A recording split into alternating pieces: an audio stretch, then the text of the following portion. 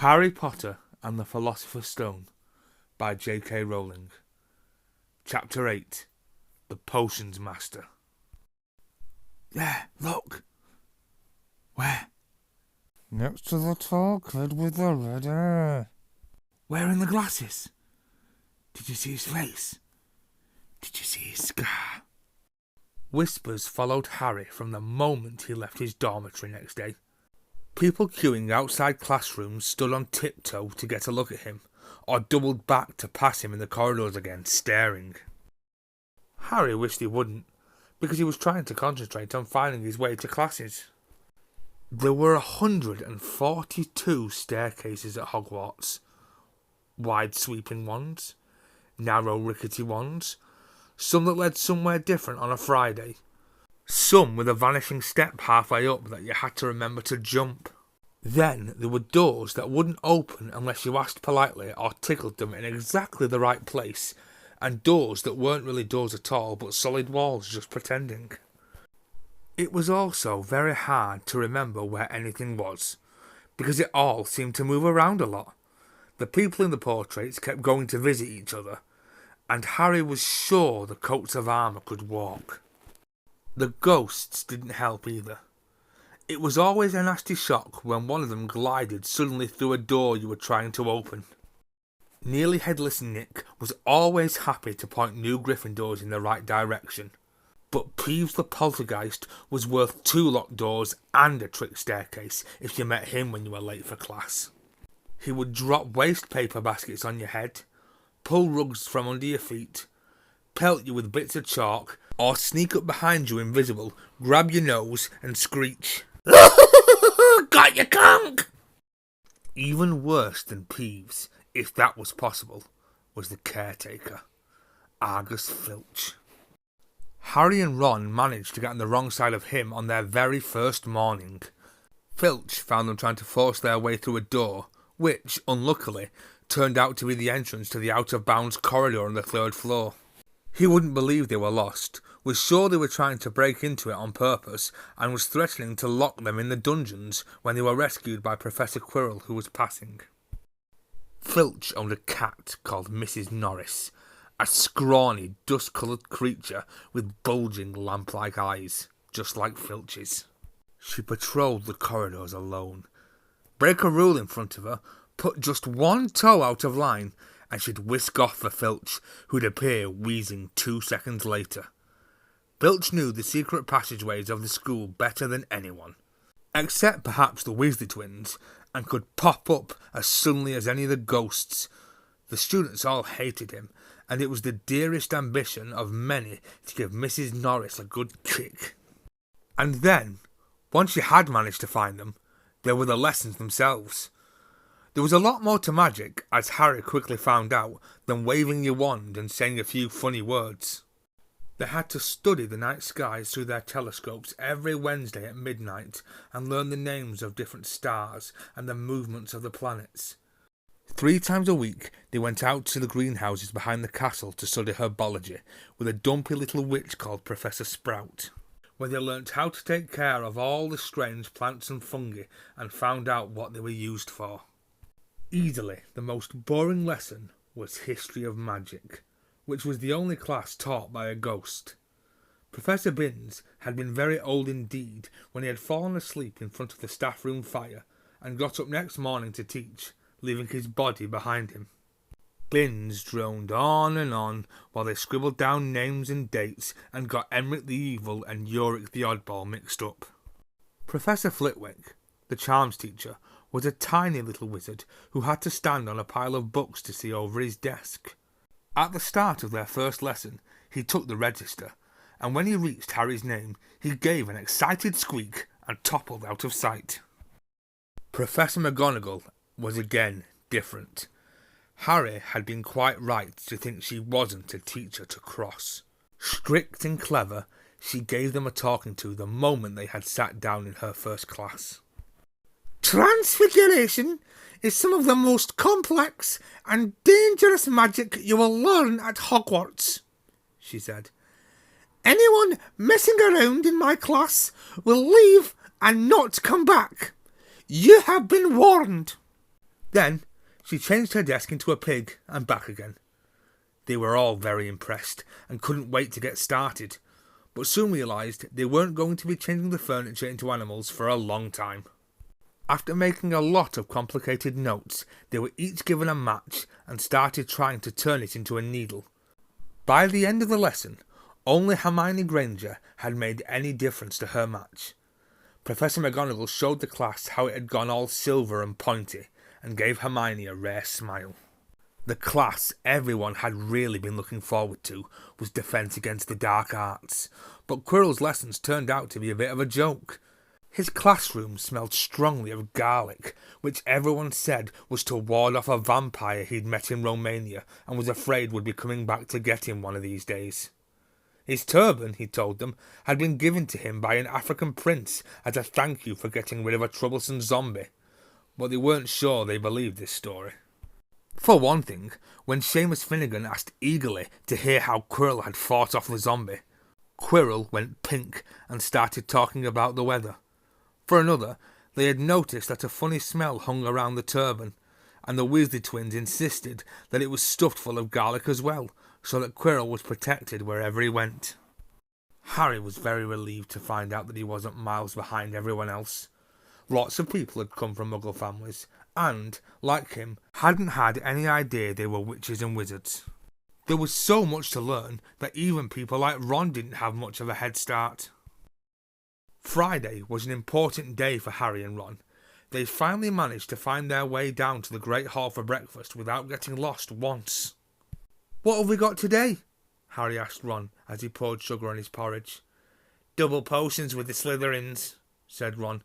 "Snape's head of Slytherin House. They say he always favours them. We'll be able to see if it's true." "Wish McGonagall favoured us," said Harry. Professor McGonagall was head of Gryffindor House, but it hadn't stopped her giving them a huge pile of homework the day before. Just then, the post arrived.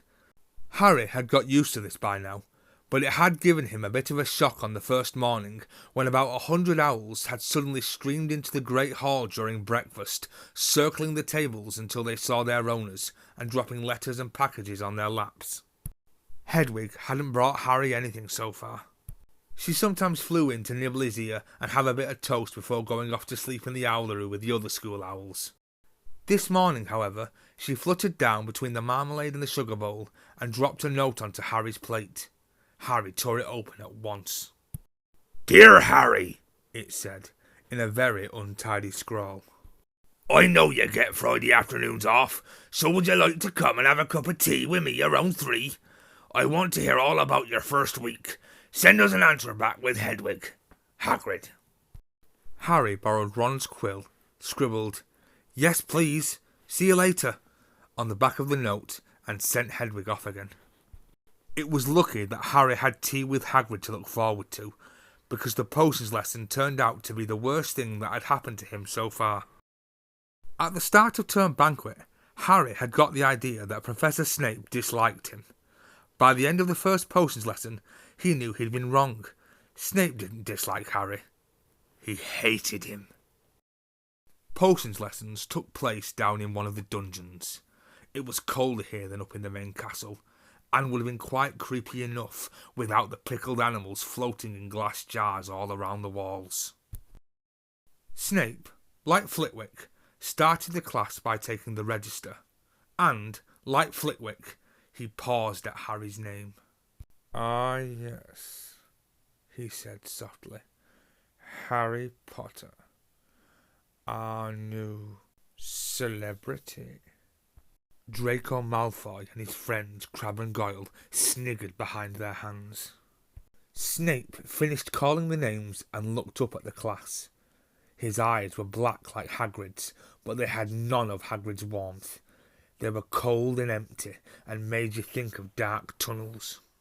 You are here to learn the subtle science and exact art of potion making, he began. He spoke in barely more than a whisper, but they caught every word. Like Professor McGonagall, Snape had the gift of keeping a class silent without effort. As there is little foolish wand-waving here, Many of you will hardly believe this is magic. I don't expect you will really understand the beauty of the softly simmering cauldron with its shimmering fumes, the delicate power of liquid that creeps through human veins, bewitching the mind, ensnaring the senses. I can teach you how to bottle fame, brew glory, even stop a death. If you aren't as big a bunch of dunderheads as I usually have to teach. More silence followed this little speech. Harry and Ron exchanged looks with raised eyebrows. Hermione Granger was on the edge of her seat and looked desperate to start proving that she wasn't a dunderhead. Potter, said Snape suddenly, what would I get if I added a powdered root of asphodel to an infusion of wormwood? Powdered root of what to an infusion of what? Harry glanced at Ron, who looked as stumped as he was. Hermione's hand had shot into the air. I don't know, sir, said Harry. Snape's lips curled into a sneer. Fame clearly isn't everything. He ignored Hermione's hand. Let's try again, Potter. Where would you look if I told you to find me a bezoar?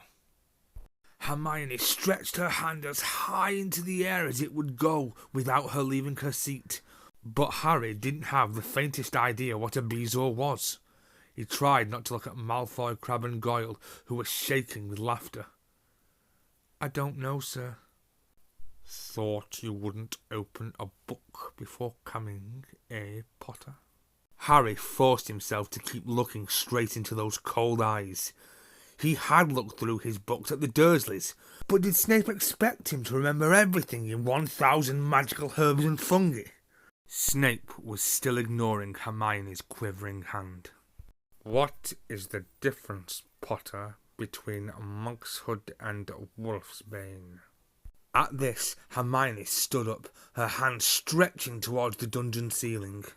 I don't know, said Harry quietly. I think Hermione does, though. Why don't you try her? A few people laughed. Harry caught Seamus's eye, and Seamus winked. Snape, however, was not pleased. Sit down, he snapped at Hermione. For your information, Potter, asphodel and wormwood make a sleeping potion so powerful it is known as the draught of living death. A bezoar is a stone taken from the stomach of a goat, and it will save you from most poisons. As for monkshood and wolfsbane, they are the same plant, which also goes by the name of aconite. Well, why aren't you all copying that down? There was a sudden rummaging for quills and parchment. Over the noise, Snape said, and a point will be taken from Gryffindor House for your cheek, Potter. Things didn't improve for the Gryffindors as the potions lesson continued. Snape put them all into pairs and set them to mixing up a simple potion to cure boils. He swept around in his long black cloak, watching them weigh dried nettles and crushed snake fangs, criticising almost everyone except Malfoy, whom he seemed to like. He was just telling everyone to look at the perfect way Malfoy had stewed his horned slugs, when clouds of acid-green smoke and a loud hissing filled the dungeon. Neville had somehow managed to melt Seamus's cauldron into a twisted blob, and their potion was seeping across the stone floor, burning holes in people's shoes. Within seconds, the whole class was standing on their stools, while Neville, who had been drenched in the potion when the cauldron collapsed, moaned in pain as angry red boils sprang up all over his arms and legs. "Idiot boy!" snarled Snape, clearing the spilled potion away with one wave of his wand. "I suppose you added the porcupine quills before taking the cauldron off the fire?" Neville whimpered as boils started to pop up all over his nose.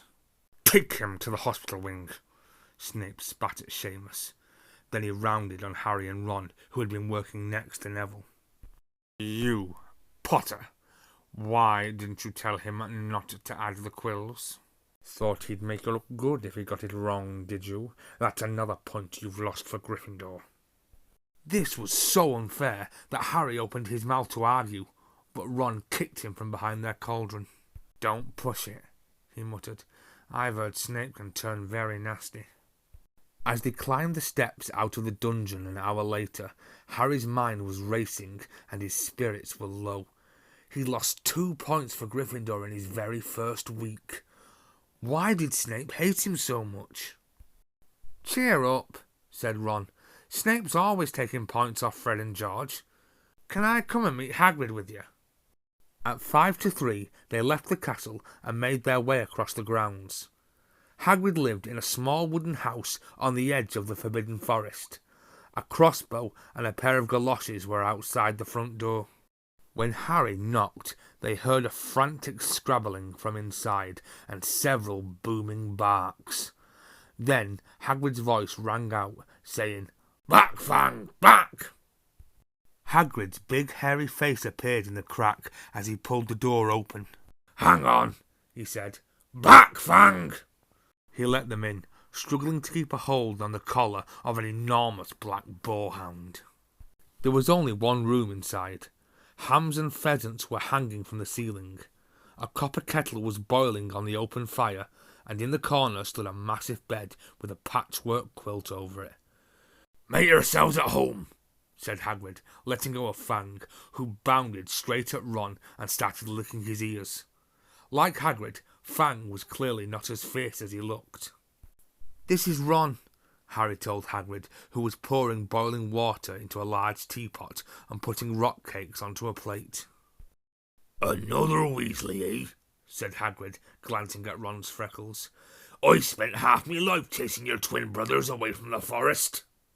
The rock cakes almost broke their teeth, but Harry and Ron pretended to be enjoying them as they told Hagrid all about their first lessons.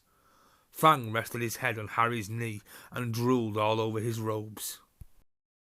Harry and Ron were delighted to hear Hagrid call Filch "that old git, and as for that cat, Mrs. Norris, I'd like to introduce her to Fang sometime.